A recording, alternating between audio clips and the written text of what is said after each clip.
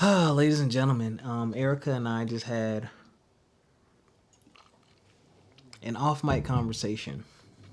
Actually, she just listened to me blab for about 8 minutes. It was valid.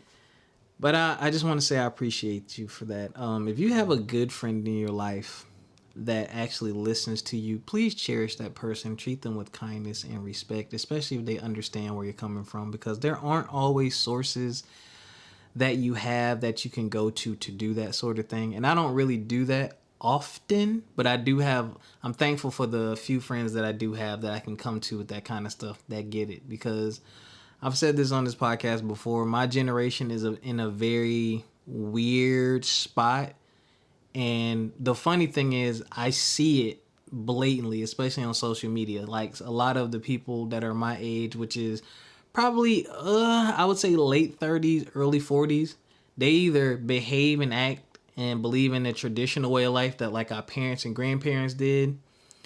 Some of them are more, I guess, progressive and more kind of like where the kids are, where my thoughts and my feelings matter. I'm going to say what I feel, blah, blah, blah. Then you have some people kind of like me who are like floating in between the two, because there's always a battle. Like, one side always wants to pull you and make you think, oh, my the way I think is right. What you're doing is wrong, blah, blah, blah.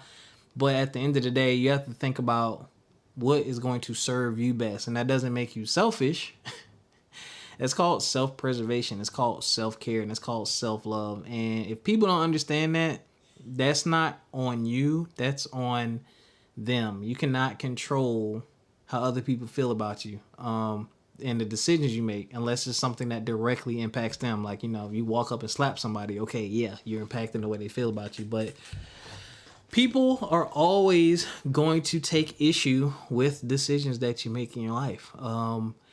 And that kind of brings us to what we're going to talk about after I play this theme music. Yeah, what's going on, everybody? It's your boy Rob, host of From My Experience podcast, back with another episode with the co-hostess with the mostest, Erica. How you doing? How you be? What up? Woo! I'm back. It just been like, I show up for her episode the next week. Is rough. It's rough. I was like, I can't make it this time around. And then I come back and I'm like, please, let's break that cycle. But work has been a lot. I cannot wait for the holiday season. I'm taking all the vacation days off because, yeah, it is working. We gonna get into a couple things, y'all. Crazy shit.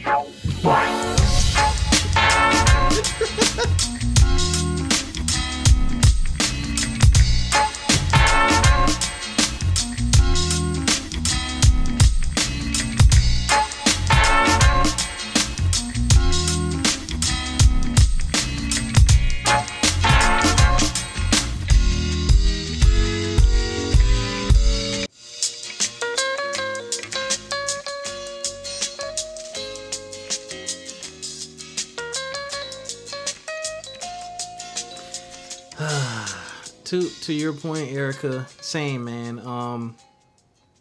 Like we've told y'all, one of my big things about this podcast, and one of the things I want to stick to, is giving authentic content. Meaning, I want to bring the best version of myself, or I want to bring the best version of myself, or give y'all a fulfilling episode. I don't want to just slop something together. And it ain't just been Erica. Like, my back, like, I don't have sciatica. Look up sciatic nerve, sciatica. I don't have it, but I do get severe back spasms every now and again. I don't know what I did a couple weeks ago, but I had some, and it was weird. Probably stress. Could be. This one was weird, though. Usually, when I get it, it's like the sciatic nerve area, and I can barely stand up straight, and it's horrible for maybe like 5 or 6 days. This was like my lower left back. It was weird.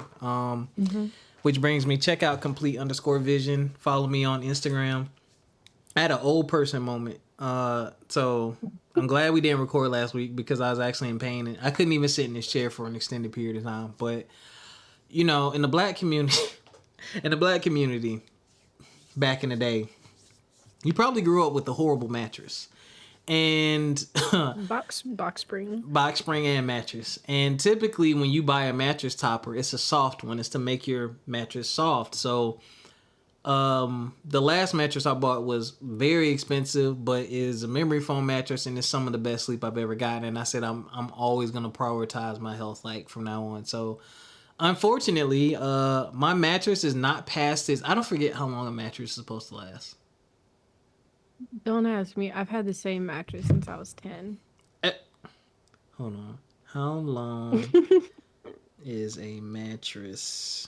Is it like what, 5 years? Absolutely not. No, 3 years.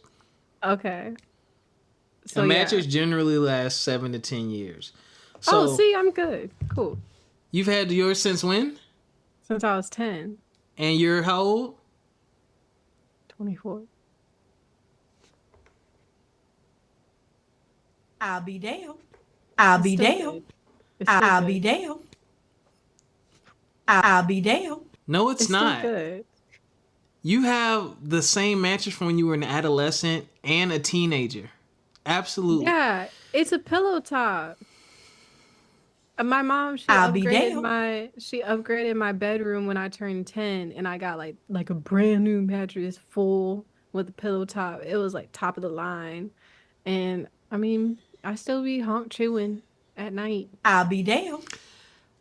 Well, maybe your mattress doesn't have a lot of wear and tear. Maybe, I don't know. If you're still hot chewing and you're fine, you're fine. Well, my old ass, I made a mistake but didn't know it was a mistake at the time because I wasn't thinking like this. The first mattress I bought was a little more firm. I think I bought a medium version, but it was a little too firm for me. And I took it back. They were pissed. But I'm like, y'all got a 120 night thing. And they're like, well, that's really for blah, blah. I was like, yo, give me this other mattress. So I got a plush mattress. Slept on it very well. Here's the problem. They're like, oh, yeah, the mattress is going to break in, right? But they don't tell you. They didn't go into detail. So now my plush mattress is pretty soft. And unfortunately, as I've gotten older, soft mattresses aren't good for me. I physically have changed. So I think my bed is too soft. But fast forward. So, funny, they sell firm mattress toppers. Oh. Yeah, see? Same thing I said. Because because of the way I grew up, talk about past trauma. If y'all have ever heard the story about why the grandma who used to cook the ham and cut both ends off of the ham, and then she kept asking why y'all do that, and it's like, oh, I used to do that just because the pan was so small I had to cut the ends off to fit it inside the thing. You got to ask questions, right? Did y'all get that analogy? But anyway. Yeah, it was like the mom was showing the daughter how to cook a ham, and the mom was cutting the ends off of the ham, and she asked her mom why, and the mom didn't know, so she went and asked the grandma, and the grandma was like, oh, there's nothing wrong with the ends of the ham, but I used to do that because my pan was so small that that's what I had to do to get it to fit. So that's why you got to explore. But anyway, yeah, so I found a very nice, it's I got the bells and whistles, the bamboo moisture wicking, the copper, all that stuff that probably ain't in there. Because copper is supposed to help with the blood flow and circulation.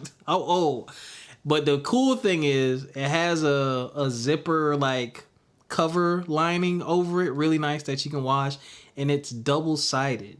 So one side is firm and you can kind of sink down a little bit, but the other side is extra firm where you sink down less, so you can kind of ease your way into whatever it is you need. So I have it on my bed now. I have it on the extra firm side.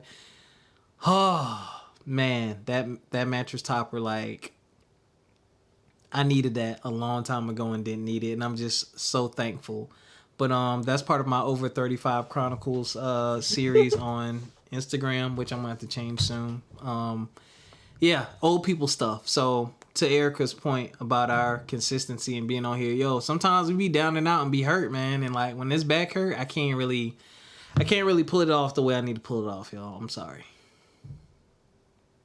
I feel old. Firm mattress topper. Okay.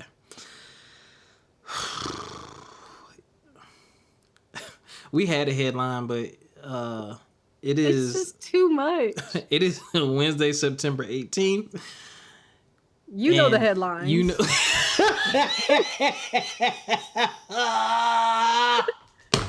They know the headlines. Oh, praying for We all all parties seen it. involved. Praying for all Yeah. parties involved. Diddy, I don't know what is happening. I'm praying for all parties involved, man. Good, bad, ugly, and different. This episode, however, and back to what me and Erica talked about before getting on mic, we're going to talk about our experiences with emotional intelligence and self-regulation. So, emotional intelligence is your ability to identify and regulate your emotions and understand the emotions of others. A high emotional intelligence helps you build relationships, reduce stress, and defuse conflict and improve overall satisfaction. That is emotional intelligence in a nutshell. So basically, understanding and regulating emotions and understanding others. Keyword understanding and others, right? Because it's not always just about you. So Hello. we're gonna we're gonna go. Some people need to hear it. You'll find different lists of this, but we're gonna go down a list and just kind of like touch on these things, and we're gonna get out of here. So 10 things only self-aware people do, quote unquote, air quotes. One, you can choose your words wisely. Erica, would you do you choose your words wisely? I think I would like to say I do. Because I've had a lot of instances, and a recent one where someone may have felt like they just pop off at me because they're frustrated and things like that. And I don't say I could feed into it. I just don't. I just say okay and just keep it moving because I'm if I'm gonna regret it in 5 minutes or later after we've like made up, basically, I'm not gonna say it. And I don't want to think anything negative to say to someone, especially if like you care about them. Yeah. I used to not choose my words wisely when I was younger.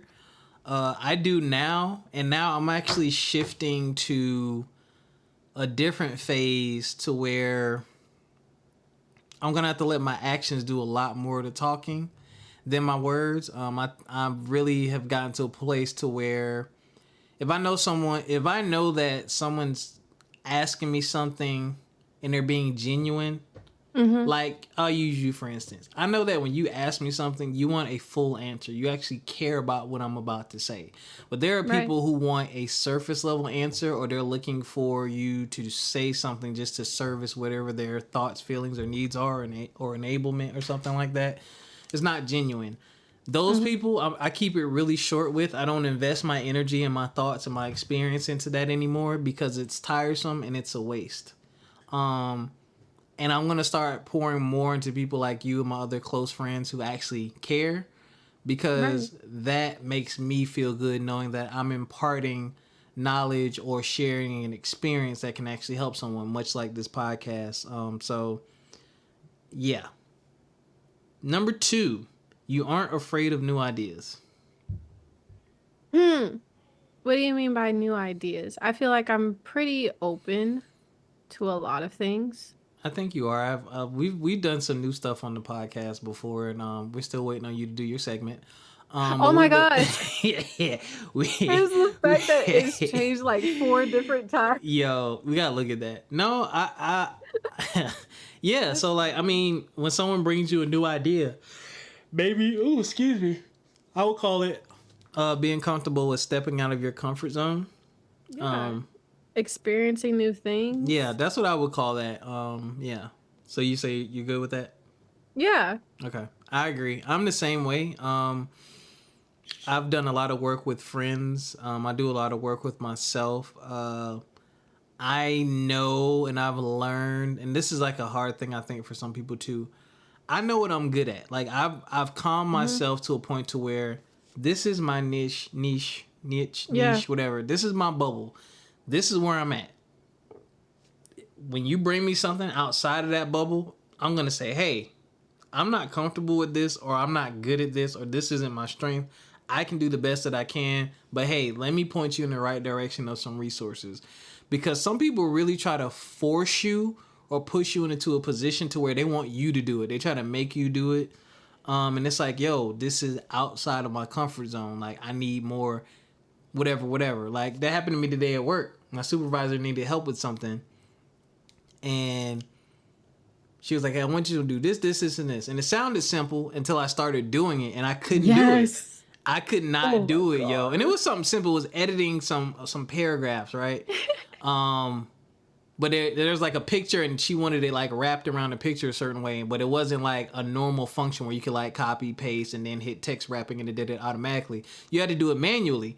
But I'm like, yo, like, I don't even know how you did the other ones. And I told her, I said, look, I was like, I can't do this. I have failed. And she sent a question mark. And I said, yo, I'm messing up this thing. Like, so she hopped in a meeting with me real quick. And I was like, I don't even know how you did the previous ones. And then she showed me how she did it. And I was like, oh, okay. See, I don't have no problem with doing that. Like, I'll tell you in a minute. That ain't my wheelhouse. Yo, let me get you my boy's number. You know what I'm saying? Yeah. Like, that's me. I am... Yeah, that's me when it comes to new ideas and new things. Like, I'm willing to learn something new today. Didn't scare me, but I'm also going to tell you, hey, this ain't in my wheelhouse. Okay. I ain't going to be perfect the first time around doing it. Or the third or fourth or fifth. You manage your time well. I used to. Oh, absolutely. I used to. I'm bad at it now. What happened? I'm bad at it now. I'm too stressed. I'm stressed. Well, yeah. Yeah. Stress is killing me. It makes you avoid it.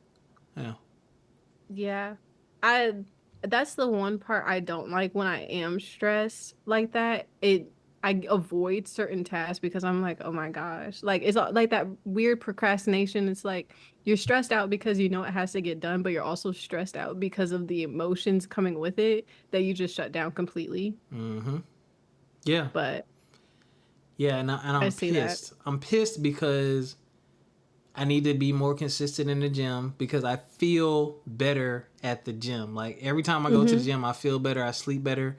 But lately, like, when I've been stressed, like, it's been zapping my energy because I'm holding, like, mentally, I'm fighting the battles the best way that I know how and the best way that I can. I'm trying to navigate them because I'm in the midst of a lot of transitioning and changes and things being a lot different and analyzing things and looking at my life. Like, my brain never stops. So it's really trying to manage all of my thoughts and feelings, but also regulating my emotions so that I can remain professional and so that I can handle my personal situations with care as well, because I have a lot of important decisions to make probably up until the end of the year, a lot of very important decisions to make, and it burns me out. Like, I typically get off work, I'll take a nap, I'll play the game with some of my homies, dabble in some Pass the P stuff, and go to sleep. Like, if y'all have even noticed, I don't know last time I posted a Motivational Monday post. And that's something I usually sit down on the weekends and I'll do like 10 or 15 of them and then I'll schedule them. But I just haven't even had the energy. And I need to do better with that, because managing your time, it helps because it gives you more of a sense of control. And it's like, you know this mentally, but like actually doing it can be a chore. You journal. Oof.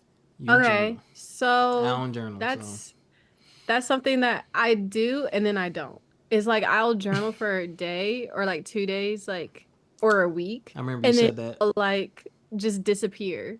But I even just told my parents like yesterday that I was like, yeah, it's gonna end up happening. I feel like sometimes I don't journal because I'm not compelled to. Like, if I'm just going through the day, like the day by days and things like that, I feel like when I go through something, I don't know, like a big like reflection thing that I go through, then it's like that's where I feel the most out of journaling.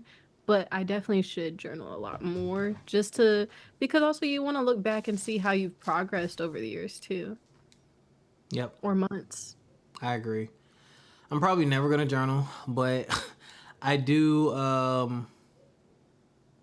My motivation on Monday is kind of like my vlog that I like. I do need to get back to blogging on the website. Oh my goodness. There's so much content to do and write about now. Yeah, and I have a draft in there too that I think I'm going to delete.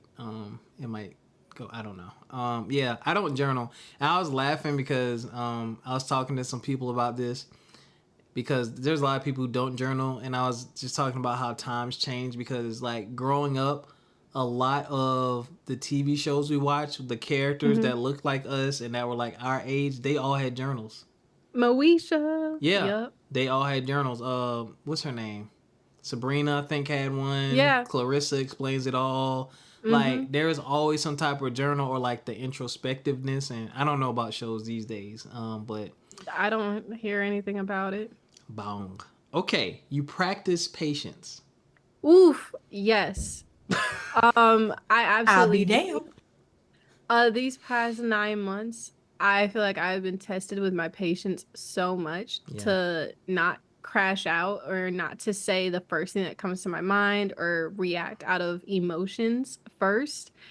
Um, it's been a lot and it's been trial and error, but definitely been practicing my patience and just breathing when I do feel like, yeah, like your time's up, like I'm getting ready to snap at you. But I've been trying to pack it a lot. I agree. I've always been patient. I have less than I used to have. Mm-hmm. It's just in education, you can't survive without patience, and that's where a lot of my patience came from. And a lot of the empathy that I have, that's where that came from, working with kids. Yeah. And what I miss, big thing that I miss about kids is eventually kids get it and they see the error of their ways and they treat you different and they behave different. But I see much less of that from adults.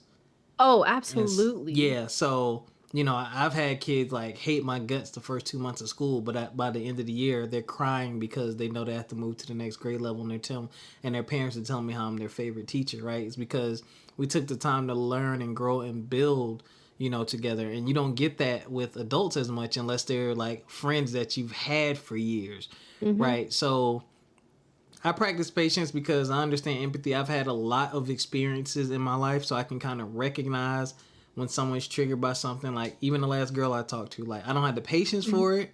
I get it. Our lives were very similar. We played very similar roles in our families' lives too. But I got a reaction out of her one time that I was just like, okay, you not where I thought you were in your journey, and I could be the Mm-hmm. one to come. Oh, it's okay, and let's talk about. I'm not doing that no more because at this point, you got to meet me. Like, the empathy has to be at a certain level, and the same thing with my patience. It's like, all right, do you have the patience for this? Because this is time, effort, energy you got to put into Mm-hmm. this. And that's another thing about practicing patience, y'all. There's levels to it. You know what I'm saying? It doesn't mean you have to put up with strike three, four, five, and six. Maybe strike two is enough for you. Maybe strike one is enough for you. Maybe strike three is enough for you. But understanding and regulating your patience, knowing the difference between, okay, now I'm being impatient. Okay, I'm being this is me, versus, all Mm-hmm. right, you know what? This is enough. I think that's important. So practice your patience, y'all. And I just touched on this. You use empathy. Definitely use empathy. Too much, Yeah. almost. Uh, I feel like I'm also like very empathetic to people, and that's why I do have a lot of patience. And it sucks when it's not reciprocated because people are either so quick to like be like, "Oh, I didn't like how you said this to me," or "I think that you came across a certain way." And it's like, no, it's like if you had empathy with me and you know that I was going through something, if you empathized with it, just like Mm-hmm. how I empathize with you, if you're going through something and you may say something that's a little passive aggressive, I'm gonna have the patience for you because I know that it's not directed towards me. Yep. But if I'm going through something and it may come across a little passive aggressive towards you, you don't have the patience or the empathy for me. Yep. That's where I feel like, okay, maybe I'm a little too empathetic and maybe you're just a little too immature because I don't understand why that can't be reciprocated. I feel like I do try to understand different perspectives and different people's point of views and understand what's going on, what they have on their plate before I say anything or react in a certain way or anything like that. I 1000% agree. And that's something I'm currently navigating. Like, when I alluded to, well, not alluded to, what I talked about earlier, like the people in my age group, how you have the old school mentality. Some people are on this old new school mentality. I'm going to be modern. And then people in the middle. That empathy thing is really, really big because just in general, y'all out there, think about how you would want to be treated and how you feel when people don't take a minute to consider what you're going through or what you have on your plate or the lack of support that you have and that you're carrying it by yourself. Like, life is really hard. Things are very, very expensive. The job market is very, very tight. And there's a lot of uncertainties floating around right now. So people are really feeling it and going through on so many levels. But I think the problem is, and I'm not around you every day, Ericca, but I would assume, much like me, you're a jovial person. People think because you're not complaining all the time, you're not crying all the time, you don't have any. You don't talk about you don't have any issues. People think you don't have any issues. You don't talk about your problems all the time, so people think you have no issues and all is good. And it's like, no, I have the same issues everybody else has. Like, I got bills too. I have a car that's going to need something eventually too. I pay taxes too. I pay insurance too. Like, I support my lifestyle too. I got to buy groceries too. Like, I have to do all these things. But the difference is, for me, they're not a complaint. These are necessities that I brought onto myself. I wanted to drive, therefore I bought a car, so I'm taking on the responsibilities of owning a car. I know that there's going to be frustrations. I've owned a car since I've been 21. I've had cars. I understand. Something going to break. I got to fix it if I want this thing to keep rolling so I can get to work. It might suck, but that's just a part of what comes with it. Same thing with bills. If you want to enjoy this entertainment, this electricity, or whatever, you got to pay for it. So it's like, I brought these into my life. These aren't things that I should necessarily complain about on a day-to-day basis, but it is what it is. And I think people, I'm with you on that. I really hate when people just, like we talked off mic, that's one of those things. It's like, people don't want to sit and actually think, well, what are they going through? Why are they making this decision? What's happening? Yeah. Or better yet, won't even bother to ask. You just assume or hear, I heard it say, hey man, I'm just checking in on you. Like, tell me what's really going on. It's that simple. And either they're going to talk to you about it or they're not, but it's that simple, at least if you put in the effort. So, and just to piggyback off of that, you go through emotions, you go through like the ups and downs of the days too. And I feel like some people, or even a lot of people, which I went through recently, is that they feel as if their problems and issues mount as so much more in comparison to yours. And it's like, you're not being empathetic to me. Like, yes, my stuff may be considered like mundane or like trivial and all this in comparison to you, but you're not being empathetic to, this is me, this is what I go through in my bubble. So for you, it may not seem like a big deal, but for me, it is a big deal, because at the end of the day, you're not me. You're not dealing with what I'm going through. And when you don't have that patience for me or that empathy, like, that sucks, because it's like, I can't imagine what you go through on a day-to-day, things like that. But at the end of the day, I'm gonna step back and I'm gonna empathize. Like, I'm gonna support you, things like that. So for it to be like flipped on like the 180 side of it, and it's like, oh, so I can do that for you, but you won't do that for me. Got it. See, here's where I think the difficult, what you're talking about, this is like an underlying thing, right? And pay close attention, y'all. This is the hard part about empathy for people. I don't need to fully understand it. Like, let's say, and I'm just going to use you, and I think this is completely stupid. Okay? Sorry, I'm going to put you in a stupid example. Let's say you go to the nail shop, right? You have a nail shop you go to, and you had your heart set on a specific color and they didn't have it. Oh my gosh. I would talk about that for days. I know that's a stupid situation. I'll be damned. It's a very real situation for me. Damn. But let's say that happens, and then you come around me and you're kind of moping. I'm like, what's going on? And you're like, oh, well, I got this event I was going to go to, and, the season's changed, and I was really looking forward to getting my nails done in this color, but they didn't have it. I might think that's the dumbest thing in the world, and it's like, why the hell is that upsetting you, right? That's where some people go to, so it becomes, I think you shouldn't feel that way because, but that's based on your experiences. Exactly. With empathy, it's like, for me, I blanket it, right? You're upset because you had your heart set on something and you weren't able to get it. So it upsets you. That's normal. Everybody goes through that. I can only eat non-dairy ice cream. I went to the ice cream shop the other day and they had banana peanut butter ripple. I was like, oh my God, that sounds so delicious. Guess what? Ordered it, got to the window. Oh, sorry, we don't have it. My feelings were hurt.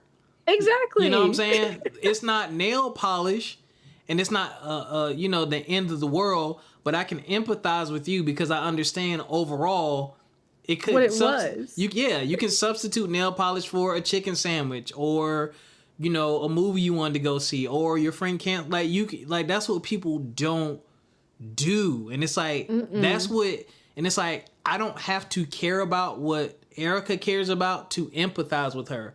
Like my friend, like people tell me stuff I don't give a shit about all the time, but I can still empathize because I'm like, you know what, that they're saying that this is important to them and this is what happened and that this is how it's making them feel. How can I relate to that? Okay, I can empathize with that.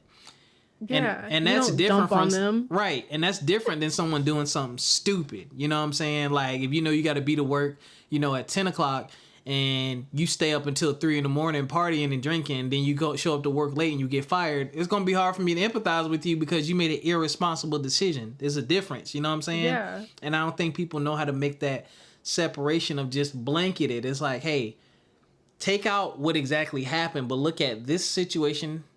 Blanket situation happened it caused the reaction.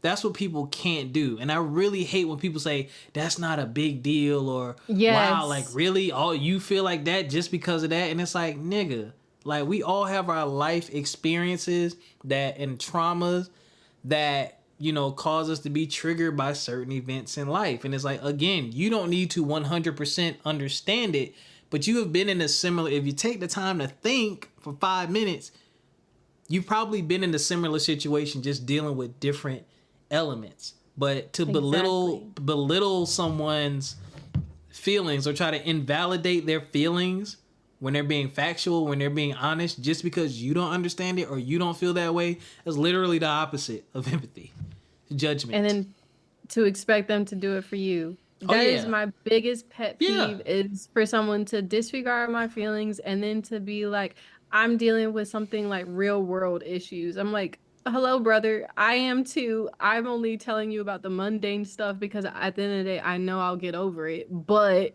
in the moment, I'm upset. Woosah. Empathy. You accept your failures wholeheartedly. Yeah. It hurts and it stings, but I accept it. We know. Because you told us about your track career. Oh my gosh. I think about it every time that I drive past the school and I see like their track. I'm just like, dang, girl, like you really thought you was about to go to the Olympics? But like I accept my failures, and I think the best part is being able to laugh about them after the fact too. Yes. Like, yes, it sucks, it stings, it hurts. Even when it comes to like relationships not working out, like, yeah, like it puts you through the ringer, but then you get to a point where you're just like, you know what? It worked out for the best. That person's not supposed to be with you in the long run. You can laugh about it later. It's okay. But accept the failures, learn because you learn from your failures. They're lessons. That's all I was gonna say. If you don't learn from your failures, you're gonna repeat that failure over and over again. And sorry, but a lot of the times those lessons are gonna require you to do something differently and probably gonna take you out your comfort zone a little bit, right? So like kind of like we talked about empathy. Maybe I don't need to empathize so much. Maybe I need to be a bit more stern, because when you start seeing repeat behavior, you have to realize at some point, okay. Well, not even realize. This is one thing I do. And this is why I love failure.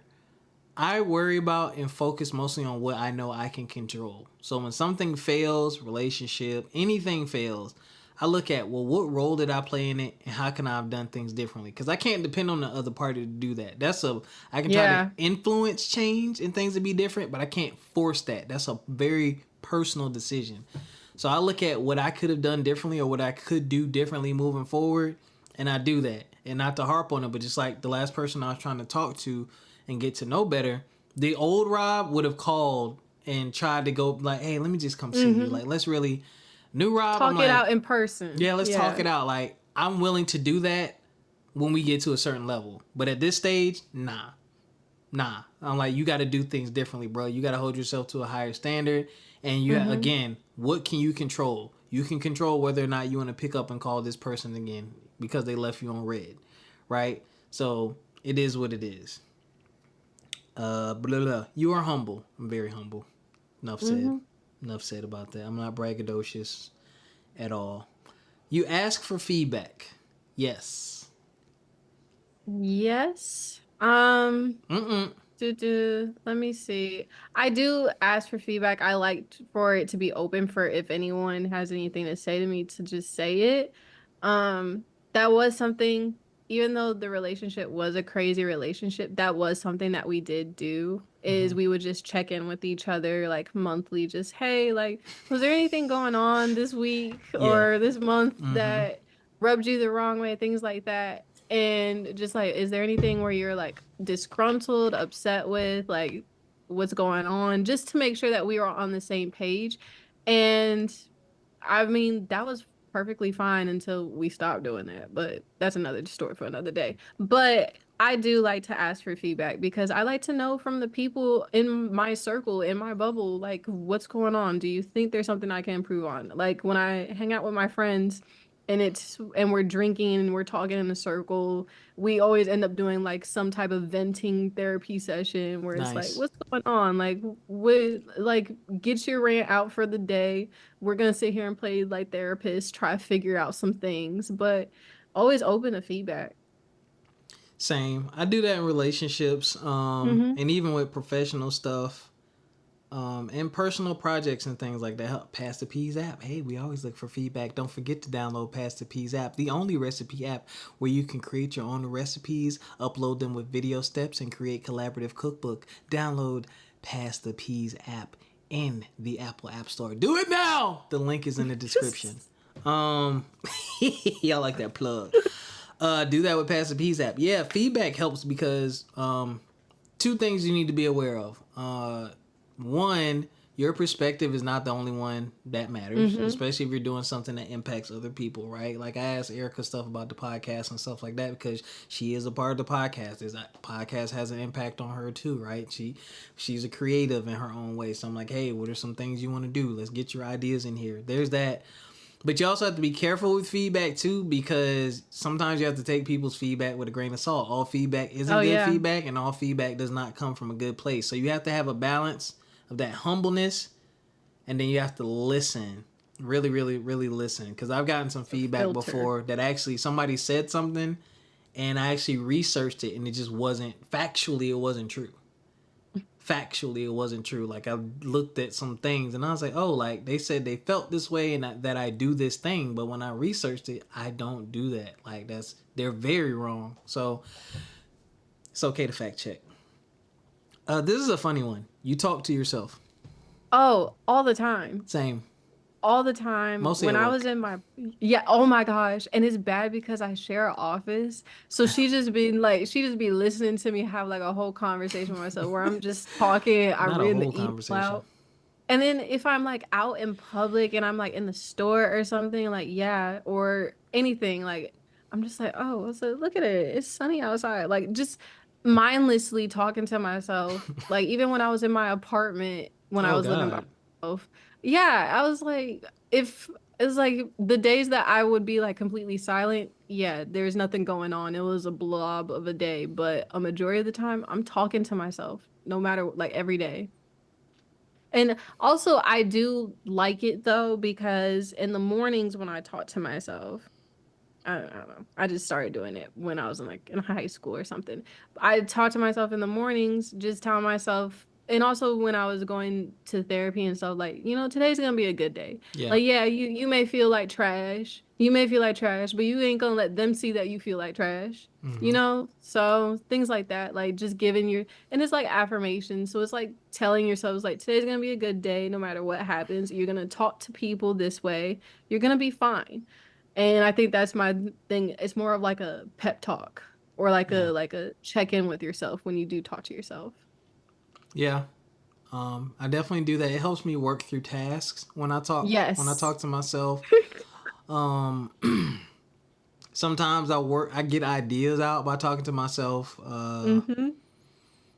I need to When get I back to this, write. and I've been saying, oh yeah, I've been doing it. I've been saying this for a week. I need to get back to my positive affirmations with my prayer beads. I just rotate them through my fingers and just recite positive affirmations for myself because it kind of charges you up for the day. Because y'all know if you Yeah. on social media, you watch TV, you see a lot of negative Oof. stuff.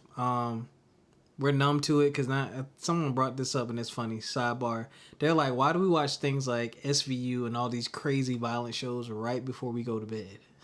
Oh my We gosh. watch the worst, craziest, psychotic shit, and we take it into our dreams with us, and wonder why we don't sleep well.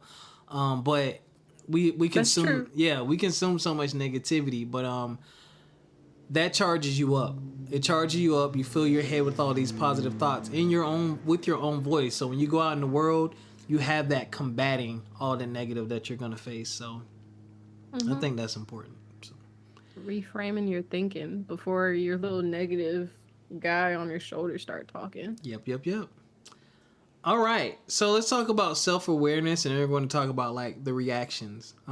This gonna run a little long, maybe. Mm. Ah. So, what is self awareness? Self awareness is recognizing your emotions as they happen, understanding the reason behind them, and evaluating how your thoughts and behaviors are affected. So, self awareness is extremely important. I think self awareness is one of the things that attracts me very deeply to friendships. When I have friends who recognize their emotions and can say, you hurt my feelings, or I'm sad, or they can name Mm-hmm. their emotions, and then those who even take it a step further can actually express why they feel that way and they've done the work.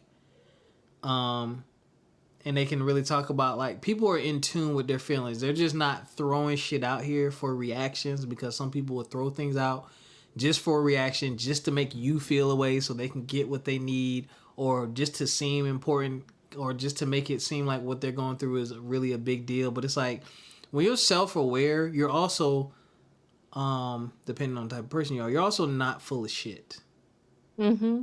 Like self-aware people understand, all right, you know what, I'm full of shit. I don't need to. But there's some people who are full of shit and they know they're full of shit, but they're trying to convince you that they're not full of shit. But when you're dealing with another self-aware person, they typically know. So that's a big one for me. But I think understanding the reason behind it, and if you haven't done this, y'all, please, that's like a form of therapy in itself. When Yeah. something bothers you, or even like good, bad, ugly, and different, when something makes you feel a way, any kind of way, you should explore that. You should explore that. Like I have discovered quite a few things, and I'm was reminded today of why a few things bother me. Um, and I don't. I'm still trying to figure out how I'm going to address it. Mm-hmm. And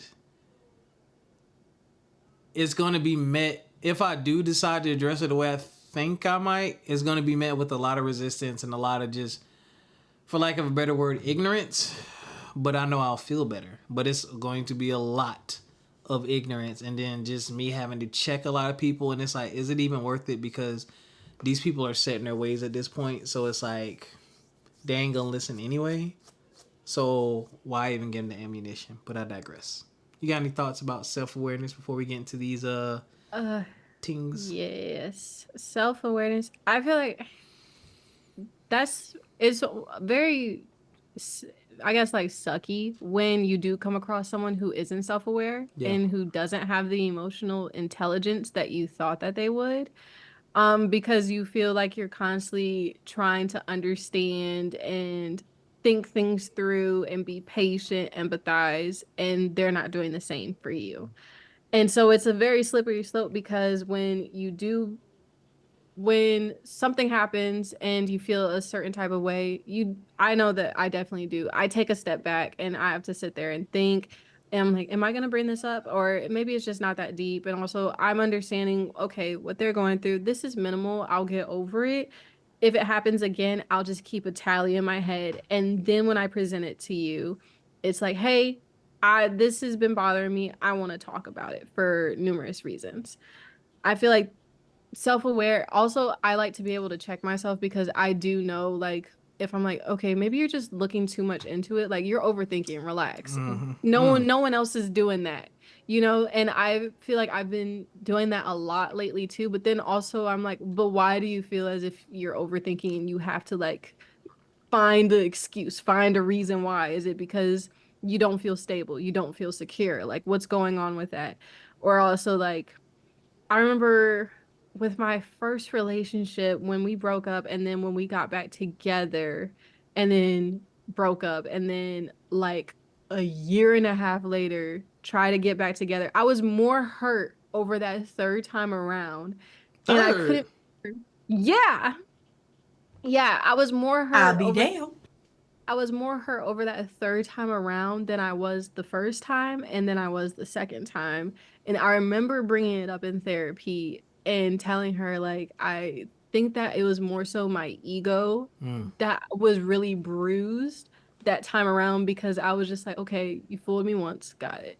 Shame on you, fool me twice, shame on me. And third time I was like, girl, dang, like, are you hard headed? Like, my ego Yes. was bruised. Yeah. Like, my ego was bruised because I was more so hurt over the fact that I didn't get the opportunity to do it first, Oh. because I was like, each time you broke up with me, I wanted to be the one to like be able to control that, and I couldn't. And I had a control issue. It was like I knew I had a control issue, and I knew that my ego was bruised, and I had to like unlearn that. I was like, no, you can't go in life like that. You can't go into life with a chip on your shoulder on certain things. Like, just let it go, like things like that. So being self-aware, and that's also why I do like to talk to myself because I'm able to like organize my thoughts. And if it's like if I say it out loud, am I gonna feel stupid? Because if I do, then it's like, okay, I'm gonna get over it. It's not worth the trouble. It's not worth the mental headache or the emotional exhaustion. I agree. Wow. Thank you for sharing that. That's very personal and deep. I appreciate you for opening up like that for our audience. Of course. You won't get it again. All right, ways you can self-regulate, okay? So the power of not reacting or channeling your reactions. One is counting down. So one thing you can do is cool off by just doing a simple countdown. That was very popular. An ode to those shows that we watched growing up, people counting down, kind of resetting, letting that react, the initial impact or shock or whatever just happened, counting down to recenter yourself. That's not something that I do. Do you ever do that? I don't count down. No. I think I kind of just I go blank. Like it's one of those where it's like you see my eyes like they glaze over. Like I just like catapult myself into like another place if I'm like angry or upset or anything. It's like almost like you start shielding yourself before it gets like rough. I don't know how to explain it, but yeah, I don't count down. Neither do I. But those of you out there, if you're a counter or you don't count, that is a tip for you. Number two, you ask yourself, and we talked about this, why you're feeling that way. So taking the time to actually explore your feelings, that's important because what that will do, that will help prevent you from taking things out on people that aren't necessary. I personally, I just made this connection. Ooh, this is why I love talking to you. I think that connects with accepting your failures. Some Mm-hmm. people have to find a way to blame other people or other things for the things that they're responsible for. And they don't Yes. learn. And that links right back to you don't ask why. You don't ask why. You know what I'm saying? Like, perfect example. A lot of people, funny enough, a lot of people will blame mechanics for issues with their car, right? But if you really think about your history with cars, one of the things that you should always do is make sure you keep up with your oil changes. But if you're a type of person who knows you don't keep up with your oil changes, you've never stopped to think, you know what? Dang, I've had a similar issue with all these cars from different companies. These cars are crap. The labor is cheap. Blah blah blah. What role are you playing in this? Why does this keep happening to me? Well, let me think about this. Dang, you know what? I do typically go 3 or 4,000 miles over my oil change before I get it changed. So a lot of times, if it's something that impacts you, it has something to do with you too. So that's why it's important, again, to think about your failures and accept those failures and learn from it and explore those roots. Okay. This is another good one. Take advantage of opportunities to express your feelings to avoid building resentment.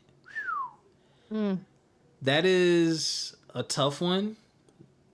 That is something that I personally struggle with because I am too patient still, and I am too empathetic still. And unfortunately, I need to fix that because there are some people, this is going to sound nasty, but it's true. There are some people who say things about me and talk about me, right? But quite honestly, I don't give a fuck about their opinion. Honestly, I don't. These aren't people who should be saying these things, and these are people whose opinions should actually matter, but they don't because I just understand the reality of the situation. But that doesn't mean I should let it continue to happen, right? And I said this earlier. Part of my issue is, I guess you can call it arrogance. Sometimes I can see how things are going to turn out. I know that I'm very well-spoken. I'm eloquent. I'm very good at expressing my feelings and telling you where the feelings can come from. And I can give you 3, 4, 5, 6 examples of things pertaining exactly to you. But it pisses me off in my mind knowing that I can sit with you and have this long 2 or 3 hour conversation, and 2 days later you're going to go back to doing the same shit. And oh my gosh. That's why I don't address these things and these people sometimes, because I'm like, yo, you're full of shit and you're not you don't have the emotional intelligence to handle what you're saying, what you're asking me for. We should talk about it. We should talk it out. We should work it out. Some people ain't capable of it. No, Oh my gosh. Yeah. You lit a match. Like, you lit a match under me when you said that. I said, oh my gosh, yeah. Huh, Ericca, what? Okay, explore your feelings. Do you know why that lit a match? Why that made you? Oh, absolutely, absolutely. Because coming from a family where they tell you like be vocal if something hurts your feelings, upsets you, things like that, and being able to do that as a kid growing up, and then you get into these relationships, and you do it. And it's like, oh my God, I guess I'm just like the world's worst person ever. It's like, brother, don't do that. Like, I'm coming to you mature. I'm trying to have a conversation. And then I feel like we're on the same page with it. And then you turn around and then you slowly but surely start going back to the same thing that's an issue. And it's like, now it's telling me like, you're disregarding my feelings. You disregard how you care, like you don't really care about me if that's going to be a continuing pattern. And I also feel like that's something that I maybe have to learn, is when I'm ready to have this talk with someone, to have it not be well received based off of that person's emotional maturity level. Because 9 times out of 10 people like to just wipe their hands with it and say you're doing too much. And they want to leave the situation and blame it on you, where it's like, yeah, no, I can accept my failures in this. Is I brought something up to you where I probably shouldn't have, because I can see that emotional maturity isn't there, but I'm glad I did because I stood up for myself. But we just don't mesh because of that. Oh man, you hit the nail on the head. It's like you always had to be prepared for that person to lack the same emotional maturity level as you, because people will be content with just being stagnant where they are. So here's something that I did recently, and I won't give you this, for lack of a better word, because I do that, right? Like that whole frustrations thing, I still do that. But this is what I've learned. One, instead of giving them the eloquent, full-blown thing, I've learned to, hey, here's what's important. Here are the highlights. I'm telling you this, and I'm letting you know that the behavior you have seen from me before and how I dealt with this before, that shit is out the window. I'm done having this conversation. I've expressed myself. I've explained myself. Calm, cool, collected. You've heard me. If I don't see a change in behavior, you're gonna see a change in behavior because I'm not gonna keep having the same conversation. I'm gonna let my actions speak because we've talked about it. That's it. We're done. Mm-hmm. We're done. We have talked about it. You've said what you wanted to say, what you need to say. I've done the same, but I'm not going back in the same circle. My reactions and my actions are going to be different now, and that's the difference that I had to learn. Instead of just being, I guess, dismissive or just letting it linger because it always comes back. So now it's like, It no, does. react different. Those yeses turn into no's. Those privileges are revoked. Those conversations are shorter. Me picking up the phone, less. Me responding to text, less. Me putting you at the top of the urgency, oh, I need to walk outside and pick up the phone and call you or drive and run to your rescue, less and less and less and less. Because when you had it, you took advantage of it or you mistreated it. And then when I tried to address the issue with you or you tried to address an issue with me, you showed me you're not going to be empathetic, so on and so forth. You showed me where your emotional intelligence is, which lets me know, okay, this is unbalanced. So I need to bring some balance to this. Because if not, I'm going to keep being the one pouring in. When my pitcher's empty and your cup is full, you ain't going to pour nothing out your cup into my pitcher. Because So you definitely made sure. Mm. yeah, you made sure you was good, right? So Yeah. that's the other side of it. Cause then when the shit talking happens, oh yeah, we talked about this, and I told you how this was gonna go if this continued, and it continued. So this is now why it's going the way it's going. There's nothing to talk about now because we talked about it and you made your decision. That's the thing. Once you have the talk with someone, y'all both got decisions to make. You either gonna show that person that I understand, I respect it, and I'm gonna be different, or no. Or no. So be careful with that one, y'all. Careful with taking advantage of those times to express yourself and building resentment. This is a simple one, sorta. You can name your emotions. When you feel it, you know it's anger, sadness, jealousy, fear, concern, nervousness. That's really important. And it looks different. Anger looks different. Some people yell, cuss, and scream. I get quiet. When I'm angry and I'm upset, I just get real quiet. And that's more of a... It's the opposite of what it used to be. When I used to get angry, you would get it. You know what I'm saying? And a lot of people don't really believe that. But I was like my early college days, and I came from my environment growing up in Philly from 97 to 03. You had to let niggas know, hey, get off me. Like, this what's up? There's very little talking. Every fight that I saw in Philly, there's probably 2 sentences exchanged. And one of them was, what's up? And the other one was usually, well, then what's up? And then the fists are flying. That's where I came from. So, like, we not doing all this jibber jabbering. You know what I'm saying? But I had to learn, hey, whoa. That's not nice. That's not good. You're more intelligent than that. You have better life experiences than that.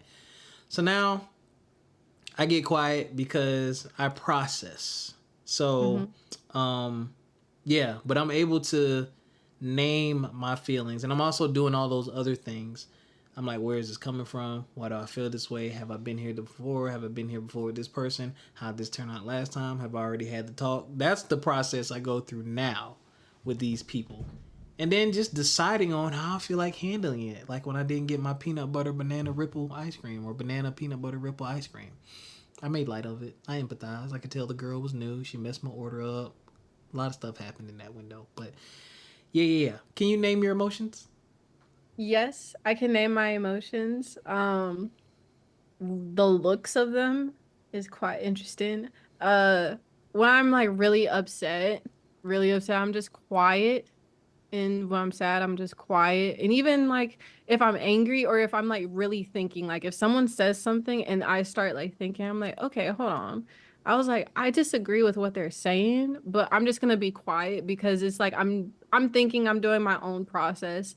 But when I'm angry, this is I hate when I'm angry and I cry because it's not me crying because I'm sad. It's because I'm angry and Yep. I can't show it. Mm-hmm. So it's like I always feel like, like those little kids where they like it's a gif of this one kid. He's wearing like this red shirt and he's like sitting there like this. And then when he's angry, he's just like doing this and like smacks his head again. And, like I feel like a little kid when I'm angry, which I hate because it's like I end up crying. And it's like just crying because I'm frustrated. Yep. But I know that that's just I gotta regulate that. But yeah, I'll cry if I'm angry. Yeah, and it's hard because right, you're kind of like me. It's one of either I'm gonna cry and be quiet and be frustrated, or I'm gonna cuss you the fuck out, right? But it's like I don't want to be that biting your person, tongue. right? Because I'm biting my tongue, but that's what happens when I bite my tongue. Because I get teary eyed too. Yeah. I used to cry when I was younger. When I was like a kid, I did used to cry when I got angry. But part of the reason and this is just again exploring the feelings. Part of the reason why I don't say anything goes back to the things that I said earlier. I'm used to people. My dad was probably the only person growing up that adult wise, or even my family and my grandmom and my aunt Rosalind are the ones who actually, and Uncle Anthony and Antoine, are the only ones who ever listened. Like when I said something, they sat and they listened, they empathized, they processed, right, all those things. Everyone else would just dismiss my feelings. So you get to a point where it's like, well, what's the point of me saying anything? They obviously are not going to care if I'm angry. They don't care about how I'm feeling in this moment, and they're just going to use whatever they can to make themselves right. So what's the point of me expressing to not myself? Understanding. Right. So, but that's unhealthy still on my part. Even though it may be true, it's still very unhealthy, and there are other ways to deal with that. And again, actions will speak. Oh,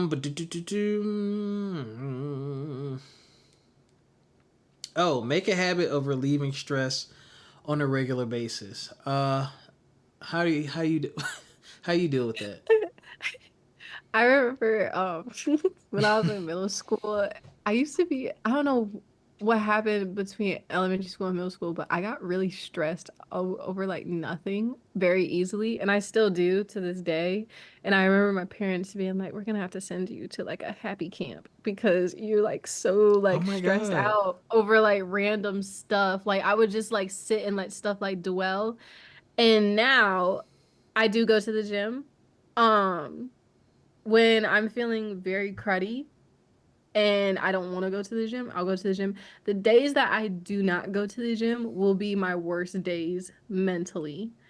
And so I go to the gym and sometimes I'm not even thinking or I'm thinking too much, but being able to throw something around or just like move around in some type of way as I'm like thinking through and going through the motions. Like I know people they don't like going to the gym when they're in a funk or anything like that. Yeah. I don't like it either, but I do feel a little bit elevated when I do leave because it's like, okay, I did something, you know? So going to the gym, because if I do not go to the gym and I had a very stressful day, like you're gonna see it in my face where I'm like, I was like, you're gonna have to give me like a hamster wheel or something so I can run around. Like, yes. You touched on it too, because the next one is channel your feelings into something like healthy, like a productive activity. So that's part of managing your stress. You know, one, understanding and recognizing when you're stressed, and then doing something about it, whether it is a program or a happy camp. But finding those activities and hobbies, like the podcast, this always makes me feel better. This is my therapy. I enjoy talking to you and us being doofy together because we just get each other. The topics come at the right time. I don't know if you realize, like, when you tell me the topics of the week, I'm usually going through something right around that. And I'm just like, oh my gosh, no, I might cry. But then once I get to the episode, I'm like, you know what? I wipe my hands with that situation. Yep. We're good. We're done.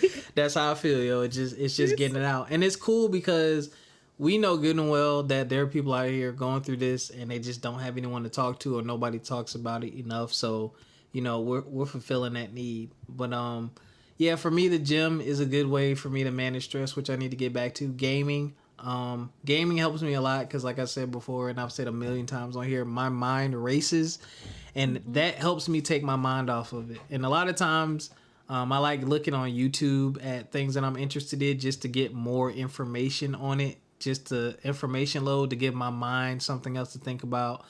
This podcast, what else? Working on Pass the Peas app.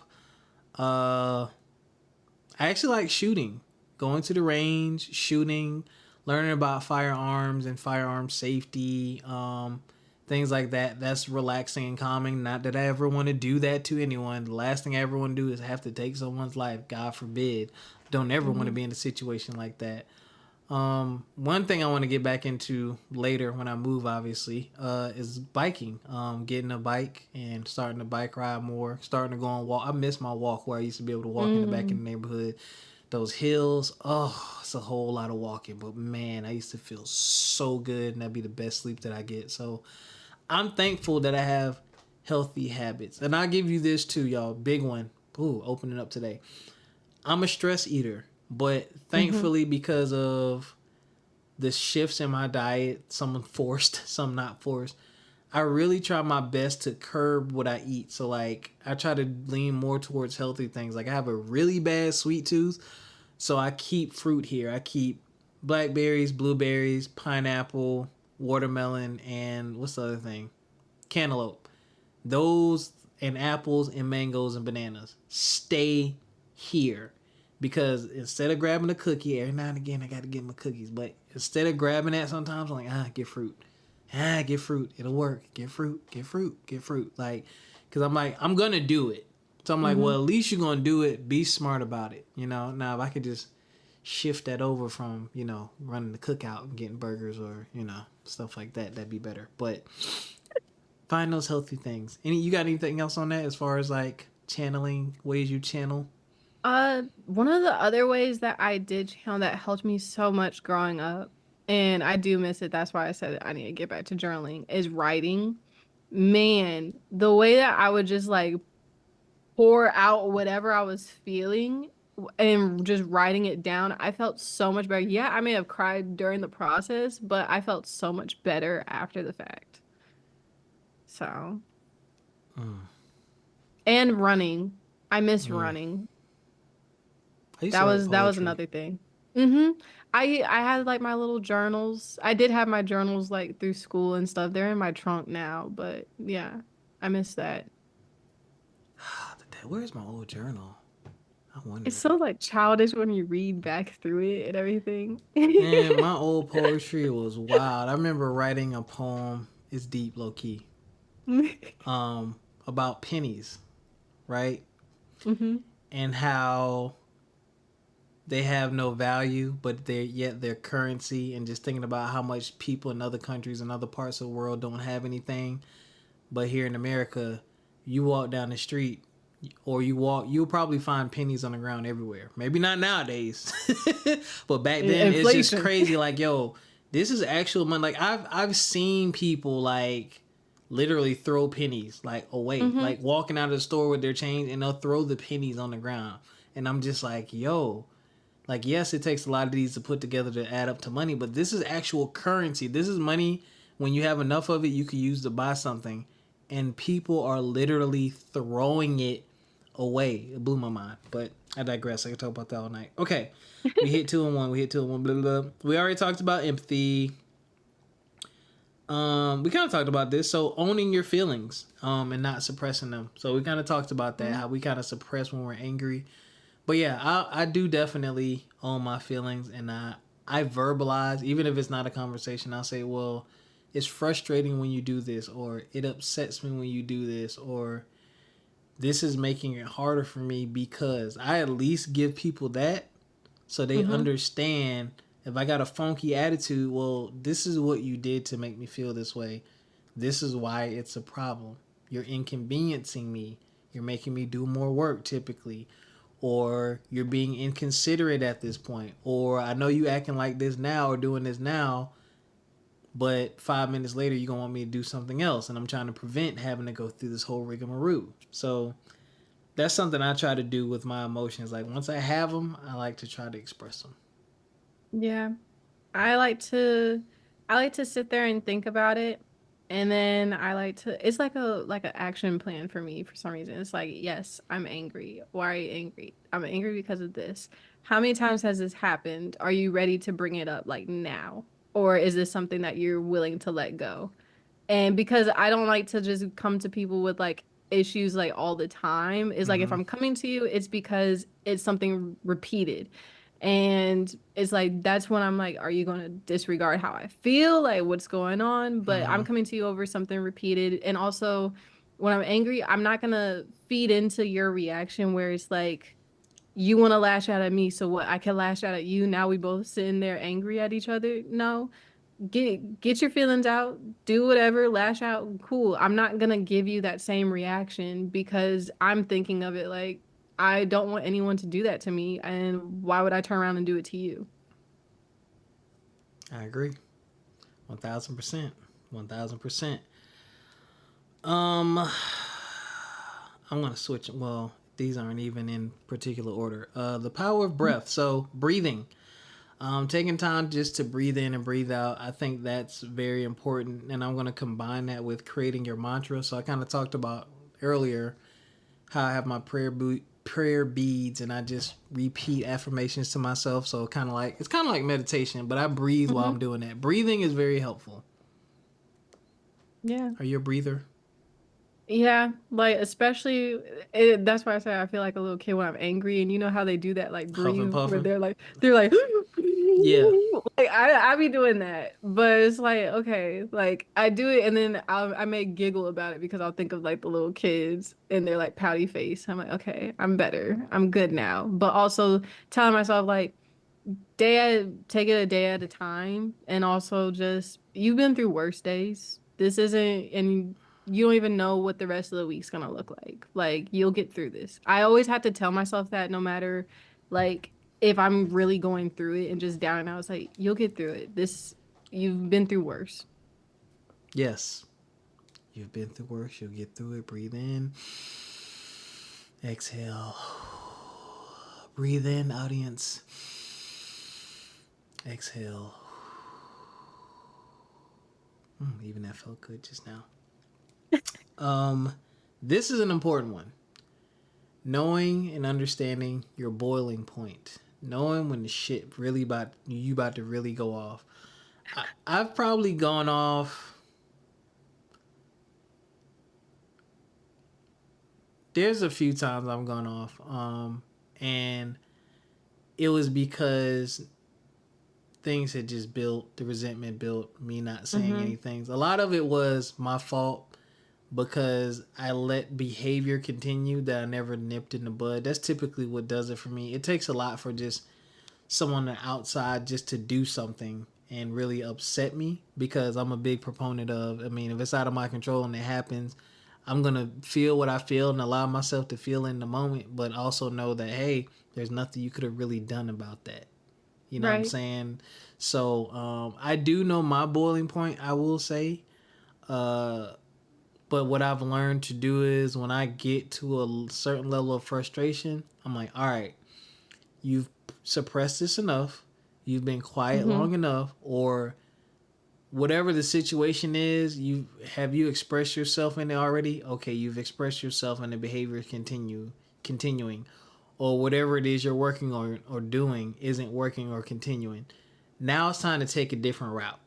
Now it's time because we letting this build too high. So since this is building too high, what we gonna do about it? Doing something about it ahead of time, because you can only press it down and stuff it in for so long before one, you begin engaging in unhealthy habits to cope, or two, you go off on somebody. There's probably 3, 4, 5, but those are like the two that I know of.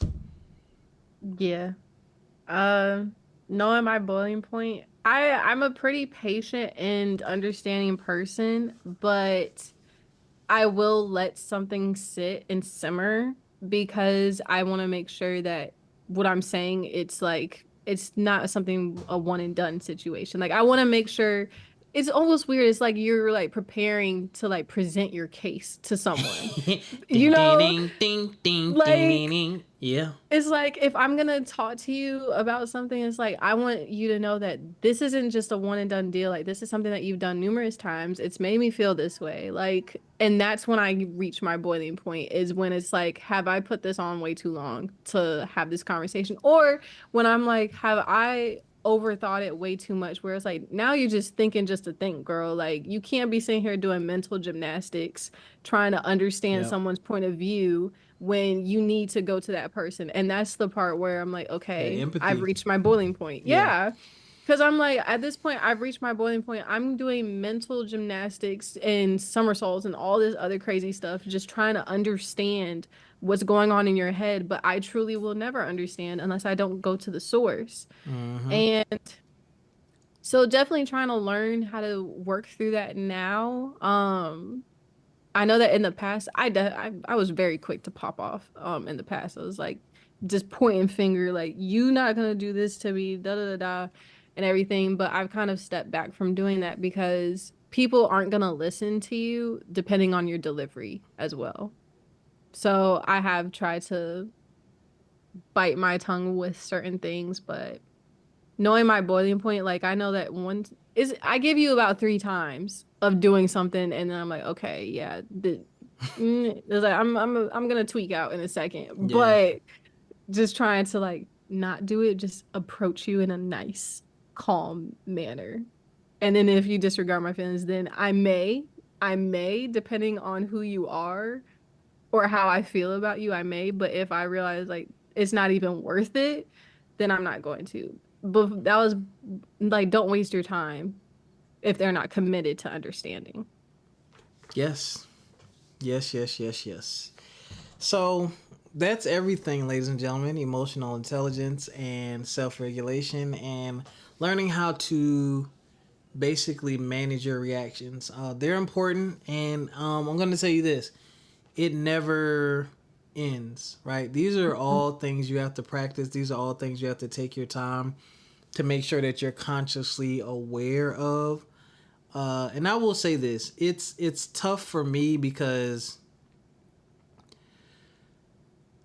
a lot of the stuff just in my brain that people complain about or get upset about, or I find it easy to solve other people's problems, but the problem with that is they don't do that for me. I don't hold them Mm-hmm. accountable to do that for me. So there's a lot of, it's not give and take. It's a lot of give. But there's too many relationships where I'm giving and not receiving. And I ain't even saying it's got to be equal. It could be 60-40. You know what I'm saying? But when I'm where I'm at now, and it was just taking a lot of things to happen to me for people to not show up, or people to not support, or people to judge or say certain things despite what I do for them or what I say for them, or despite my efforts. When you start to see how people treat you, regardless of who you are as a person to your core, you know what I'm saying, based on what you've learned about yourself and based upon what other people say about you, I'm getting to a point now where I have to be like, this person isn't for me. I'm gonna have to Mm-hmm. let them know this is how I will be proceeding, and then also preparing myself to deal with the conflict that's going to be a result. That's another thing. I don't like conflict. I tend to avoid conflict. I feel like a lot of times it's unnecessary, and I feel like a lot of times some people just like to engage in it for the sake of it. Because one thing that is a huge pet peeve of mine is people who just look at things as right or wrong, Yes. and there's just that's There's most gray matter. yeah, most situations there's not. I mean, you can go back to the old adage of, the father had a kid who had a rare heart disease and the medicine was $5,000. If he breaks into the pharmacy and steals the medicine, is he wrong? You know what I'm saying? You can debate that for eternity if you want to, but that's what, when I run across people who are that black and white, I don't think I'll ever really be able to deal with those people, because to me it's like you are failing to see things from the other side. And let me tell you, I haven't been on both sides of life. I've been on both sides of life. Not that I felt some type of way about people before, but I have a much greater understanding about things and the importance of taking a second, even if you don't understand. Like I said, even if you don't fully understand, but taking a second to empathize, but also needing to do a better job of holding others accountable. So, yeah. Do you have any closing thoughts? Uh, I feel like I did, and then it blanked out because you ended it perfectly.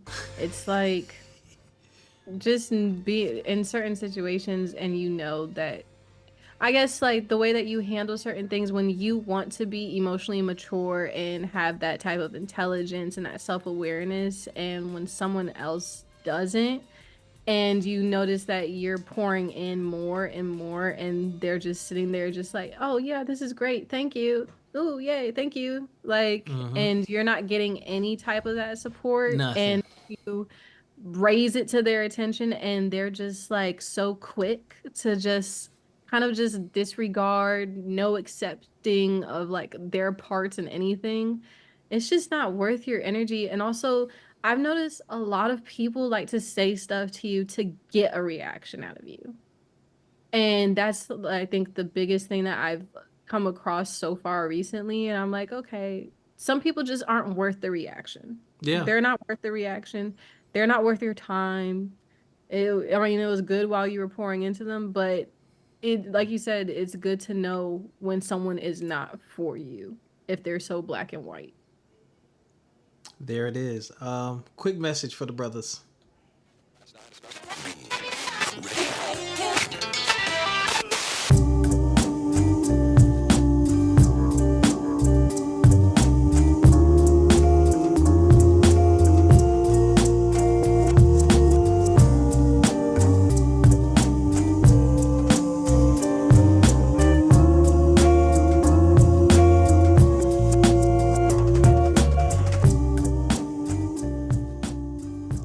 Brothers, real short, real simple, real sweet. I challenge you to work on your emotional intelligence. This is a very hot topic floating around on social media now. Even women are starting to pose questions with men to get our perspective on things. Someone asked a good ass question today. Um, I'm just gonna put this out there because Jesus. I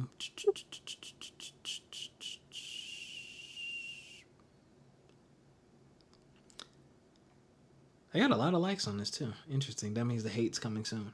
She said, men only. If your woman has a problem and she asks you for a solution, but you aren't making any effort to provide one, when is it okay for her to ask for help from another man? So I knew they were being divisive, right? So, Yeah. emotional intelligence. I said, well, I'm realistic with myself. I know I won't be able to solve every problem, so depending on what it is, I will refer her to a trusted source or receive the assistance on her behalf and pass it along. It all depends on what it is. And then I said, and who is another man? Her dad, her brother, cousin, a friend? That matters. And somebody talking about, that's a good answer. You need to stop and save yourself while you're ahead. And I'm like, no, that's good information. And we kind of, it was all jovial. But the women are starting to ask these questions and starting to see what we think and how we think. So I say that to say this. We are seeing a shift of where, women have become more independent, more educated, making this money, and there's this term called modern women, right? And they want to know what a man is bringing to the table because they have all these things, right? And then you have the men who have shifted to, well, our thoughts and feelings don't matter. We are bank accounts. We go to work. We come home. We don't have lives. We're making sure everyone's safe and protected. But now there's a shift of where the men, well, I have thoughts too. I have feelings too. Like, you objectify me too. If I'm a certain height or I don't make a certain amount of money, you won't talk to me. You know what I'm saying? So now we have thoughts and feelings. So in order to prepare yourself for when you do run across a woman who does give a damn about your thoughts, who does give a damn about your feelings, you need to be able to express those things and talk about those things when you have the opportunity. And in order to do that, you have to work on your emotional intelligence so that you can do these things, so that she doesn't feel like she's being frozen out, so that she doesn't feel like you're a monolith who doesn't have, interests and, opinions on things. So And also, you just need to work on that for especially our reactions on how we handle things. You know, I ain't even gonna go down that rabbit hole. So, brothers, that's what I got for you, man. Because y'all know how we handle things. It usually ain't good. So, ladies and gentlemen, it feels good to be back. I'm so glad Ericca is back. I'm so glad I'm back, and I'm so glad my back has my back with this new mattress topper for my back. Take a shot. Right. This is our therapy, man. This is our therapy. This is what we do to feel good.